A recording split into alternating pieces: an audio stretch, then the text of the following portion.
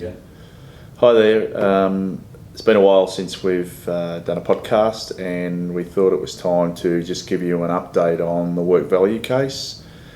Unfortunately, the case was not heard in November. It's been backdated for hearing to commence on the 14th of March for 2 weeks.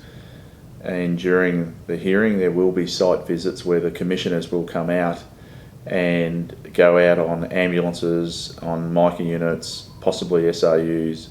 They'll go to the communication centres. They'll also go to the flight coordination centre and out to air ambulance to have a look at the helicopters and the fixed wing. So those site visits are scheduled for the 18th of March and I think the 21st of March.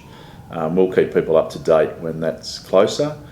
And also when the case is about to start, it is an open forum for people to attend, and we would hope that plenty of our members would attend from the 14th of March onwards for that 2-week period to see what evidence is led, what AV have to say about the evidence that the union leads and our witnesses lead, and obviously we'll hear AV's arguments in regard to the case.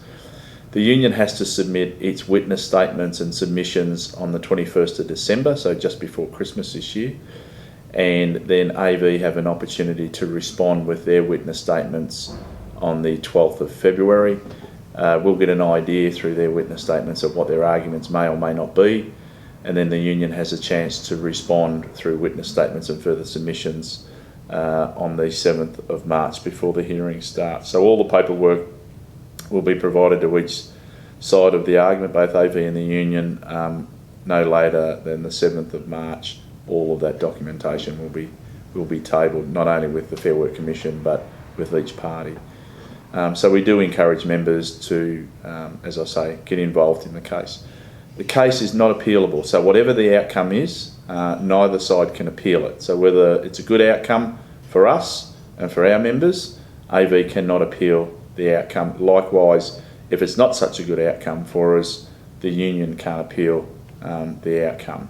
So that was an agreement through the enterprise negotiations, and it's already contained in the enterprise agreement. So be aware of that. Whatever the outcome is, if we do receive an increase, which we would expect some sort of increase, it is backdated to the first full pay period after the 1st of July 2015. So potentially you're nearly looking at almost 12 months of back payment, depending on the time of the decision, and then AV getting themselves organised to obviously administer any increased payment and any back payment. So we're very hopeful, we're confident, we believe we've got a good case. We'll have about 20 to 22 witnesses. They're all a range of paramedics, comms officers, DMs, CSPs, you name it, from all walks of ambulance.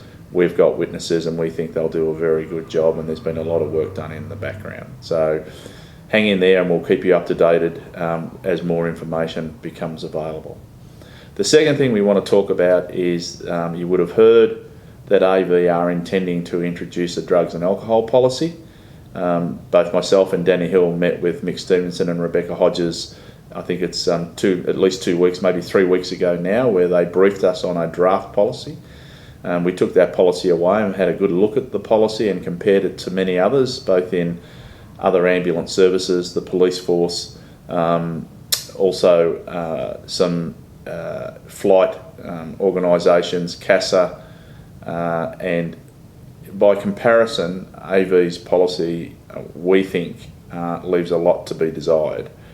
We've also written to AV expressing our concerns about the policy, and we are seeking a further meeting with them.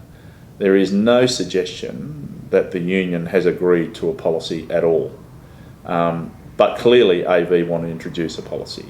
But we will certainly make our thoughts known on behalf of our members. I've asked AV to circulate their draft policy. I don't believe they've done that at this stage. I believe you have a right to give feedback.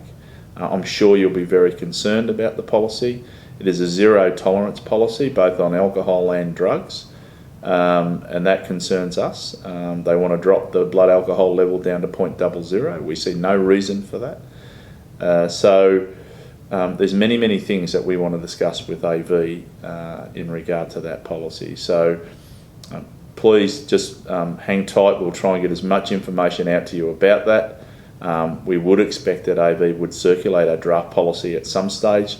Maybe it's not this particular draft, maybe they need to redraft it, depending on whether they're prepared to have further discussions with us. I will give them credit. We did ask them to defer implementation. They wanted to implement the alcohol component of the policy on the 1st of December.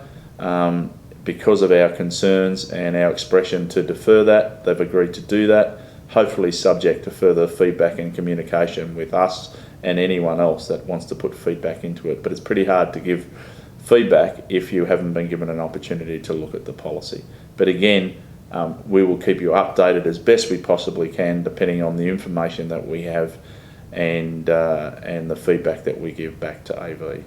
Anyone that's got any concerns or wants to send in any feedback to us, please do so either via phone, email, text, however you wish to communicate with us, just do so.